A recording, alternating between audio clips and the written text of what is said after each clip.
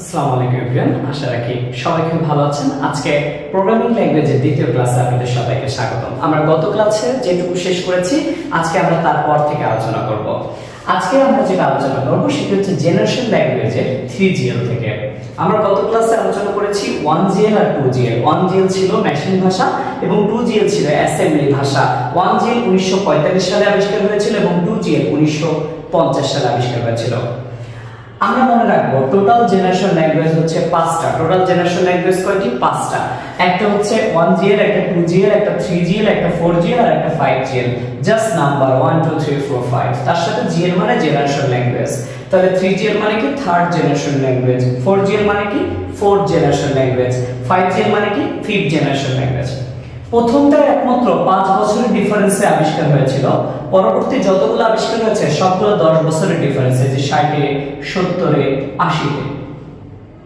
এবং আমরা যদি নামগুলো দেখার চেষ্টা করি সেটা হচ্ছে 3GL এর নাম হচ্ছে উচ্চতর ভাষা, 4GL এর নাম হচ্ছে অতি উচ্চতর ভাষা এবং 5GL এর নাম হচ্ছে স্বাভাবিক ভাষা। আমরা এটা জাস্ট মনে রাখবো। এরপরে যেটা আসে আমরা মনে রাখবো 1GL আর 2GL এই দুইটা সবচেয়ে নরমাল ভাষা অর্থাৎ লো লেভেল ভাষা। শুরুর দিকে যেহেতু আবিষ্কার হয়েছিল তাই এটা অতটা আপগ্রেড ছিল না, তাই এটাকে আমরা বলতেছি লো লেভেল ল্যাঙ্গুয়েজ। তাহলে এটাকে কি মনে রাখবো? Low level language. এরপরে 3GL 4GL এবং 5GL এটাকে আমরা মনে রাখবো হাই লেভেল ল্যাঙ্গুয়েজ। কি মনে রাখবো? High level language. সেগুলো আমরা একটু মনে রাখবো।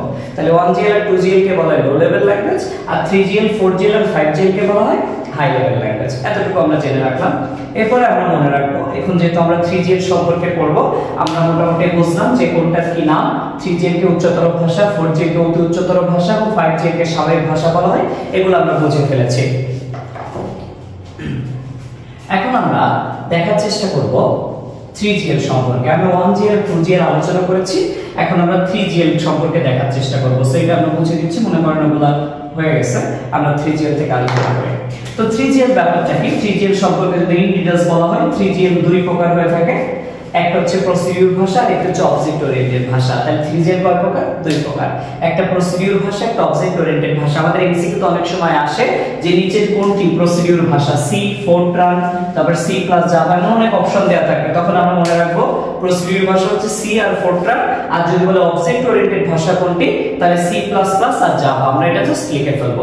আশা রাখি আমরা এই ব্যাপারটা বুঝতে পারছি। তাহলে প্রসিডিউর ভাষা কোনগুলো আর অবজেক্ট ওরিয়েন্টেড ভাষা কোনগুলো, এটা আশা রাখি আমরা ক্লিয়ার করতে পারবো।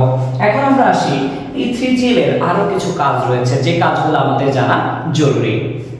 তো আসি কি কি কাজ রয়েছে, আমরা একটু মুছে দিচ্ছি। আচ্ছা, আমরা দেখার চেষ্টা করি।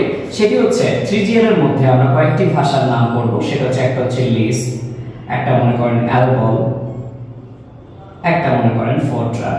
আমরা তিনটা সম্পর্কে আগে দেখে ফেলি। সো লিস্প, অ্যালগল, ফোরট্রান এগুলোর প্রত্যেকের নিজস্ব কাজ আছে। যেমন লিস্পের কাজ কি? লিস্পের কাজ হচ্ছে কৃত্রিম বুদ্ধিমত্তায় ব্যবহৃত হয়। লিস্প ব্যবহৃত হয় কৃত্রিম বুদ্ধিমত্তায়, কৃত্রিম বুদ্ধিমত্তায় ব্যবহৃত হয়। তারপরে অ্যালগল বৈজ্ঞানিক কাজে, অ্যালগল ব্যবহৃত হয় বৈজ্ঞানিক কাজে। এবং ফোরট্রান ব্যবহৃত হয় জটিল সমস্যা সমাধানে। জটিল যে সমস্যাগুলো আছে সেই সমস্যা সমাধানে এটা ব্যবহৃত হয়। আমাদের যদি এমসিকিউতে আসে কোনটা কি কাজে ব্যবহৃত হয় আমরা এটা দেখে খুব সহজেই বলতে পারবো। এরপরে আর কি আসে? এরপরে আমাদের অনেক সময় আসে এই যে সি, সি প্লাস প্লাস, তারপর হচ্ছে জাভা, এগুলো কোন কাজে ব্যবহৃত হয়? আমরা মনে রাখবো সি, সি প্লাস প্লাস কিংবা জাভা এগুলো যদি বলে এগুলো ব্যবহার কোথায়? আমরা লিখবো ওয়েবসাইট তৈরিতে, তারপরে ওয়েব পেজ তৈরিতে এবং অ্যাপ তৈরিতে ব্যবহৃত হয়। তাহলে বিভিন্ন ধরনের অ্যাপস আমরা যেগুলো দেখি সেই অ্যাপস তৈরিতে কিংবা ওয়েবসাইট তৈরিতে C, C plus plus, Java এগুলো ব্যবহার হয়ে থাকে। তো আশা রাখি 3GL সম্পর্কে এতটুকু জানলেই আপনার জন্য এনাফ এবং আপনি এটা খুব সহজে মুখস্থ করে ফেলতে পারবেন। তাহলে 3GL কি? 3GL হচ্ছে থার্ড জেনারেশন ল্যাঙ্গুয়েজ, যেটি 2GL এর 10 বছর পরে আবিষ্কার হয়েছিল এবং এটি প্রথম উচ্চতর ভাষা। এবং এই উচ্চতর ভাষার ভিতরে কি কি রয়েছে? লিস্প, অ্যালগল, ফোরট্রান, যেগুলো হচ্ছে কি কাজ করে? একটা কৃত্রিম বুদ্ধিমত্তা, একটা হচ্ছে বৈজ্ঞানিক কাজে, একটা জটিল সমস্যা সমাধানে। আর সি, সি প্লাস প্লাস আর জাভা কি? ওয়েবসাইট এবং অ্যাপ তৈরিতে ব্যবহৃত হয়। এবং আমরা বলেছি 3GL দুই প্রকার, একটা প্রসিডিউর ভাষা, একটা অবজেক্ট ওরিয়েন্টেড ভাষা। একটু উদাহরণ হচ্ছে সি আর সি আর ফোরট্রান, আর একটু উদাহরণ হচ্ছে সি প্লাস প্লাস আর জাভা। ঠিক আছে, আমরা এই জিনিসগুলো একটু মাথায় রাখবো, খুব সহজে এটা মনে রাখবো। এবার আসি 4GL। 4GL আসলে তেমন কিছু নাই। 4GL এ আমরা শিখবো জাস্ট তিনটা উদাহরণ মনে রাখবো, আর কিছু মনে রাখার দরকার নাই। 4GL এর উদাহরণ হিসেবে আমরা মনে রাখবো SQL, এটার উদাহরণ হচ্ছে SQL, তারপর হচ্ছে নোমাড, আর হচ্ছে ফোকাস। এটা আমরা জাস্ট মনে রাখবো। এর মধ্যে SQL এর ফুল ফর্মটা আমাদের একটু জানা থাকতে হবে, সেটা হচ্ছে structured query language. Query language, শুধু এটার ফুল ফর্মটা জানলেই হচ্ছে। ওকে, তো স্ট্রাকচারড কোয়েরি ল্যাঙ্গুয়েজ, শুধু এটার ফুল ফর্ম জানলে হচ্ছে, আর দরকার নাই।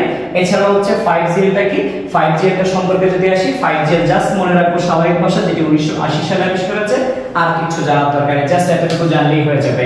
এখন আমরা চলে আসবো আদর্শ প্রোগ্রামে। আদর্শ প্রোগ্রামের গুণাবলী। আদর্শ প্রোগ্রামের গুণাবলী, এটা জেনারেশন ল্যাঙ্গুয়েজ না, জেনারেশন ল্যাঙ্গুয়েজের মধ্যে না, এটা আলাদা একটা টপিক। একটা প্রোগ্রাম কখন আদর্শ হবে আমরা বুঝবো কেমনে? একটা প্রোগ্রাম কখন আদর্শ হবে? একটা প্রোগ্রাম আদর্শ হওয়ার জন্য কয়েকটি পয়েন্ট আছে। একটা প্রোগ্রাম তখনই আদর্শ হবে যখন ওই প্রোগ্রামটা সহজ হবে। কি হবে? সহজ হবে, এবং মানুষ যেন সেটা বুঝতে পারে। আর বুঝতে হইলে মানুষ যেন বুঝতে পারে, তার জন্য যেন ওটা সংক্ষিপ্ত হয় সেটা দেখতে হবে। তাহলে সহজ হতে হবে, সংক্ষিপ্ত হতে হবে, এবং মানুষ যেন বুঝতে পারে, মানে বোধগম্য হতে হবে। বোধগম্য মানে বুঝতে পারা। তাহলে কি বললাম? সহজ হতে হবে, সংক্ষিপ্ত হতে হবে, বোধগম্য হতে হবে। এরপরে যেটা হবে সেটা হচ্ছে ন্যূনতম মেমোরি লাগে, যেন ন্যূনতম মেমোরি থাকতে হবে, অর্থাৎ অল্প মেমোরি লাগবে, ন্যূনতম মেমোরি। এটা আমরা মনে রাখবো যে ন্যূনতম মেমোরি যেন প্রয়োজন হয়। এরপরে যেটা আসে সেটা হচ্ছে আমরা জানবো, সেটা হচ্ছে সময় যেন কম লাগে। সময় যেন কম লাগে, ঠিক আছে, সময় যেন কম লাগে। এরপরে আমরা কি দেখবো? লেখাটা যেন সহজে সম্প্রসারণযোগ্য হয়, অর্থাৎ আমি চাইলে লেখা বাড়াতে পারি, চাইলে লেখা কমাতে পারি, অর্থাৎ সম্প্রসারণযোগ্য হতে হবে, সম্প্রসারণযোগ্য।